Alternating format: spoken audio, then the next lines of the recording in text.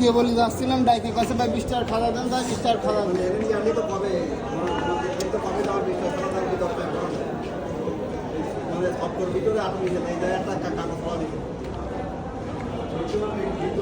ঘটনায় তো কিন্তু নিয়ে আছে নিয়ে যাবে নিয়ে দিলি আমি আজকে লাস্টে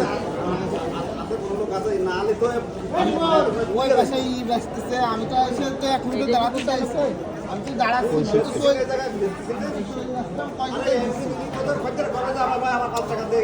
গ্যাসের জন্য আজকে 2 দিন আছে খুব খুশি তাই 2 দিনের জন্য কিন্তু আজকের দিনই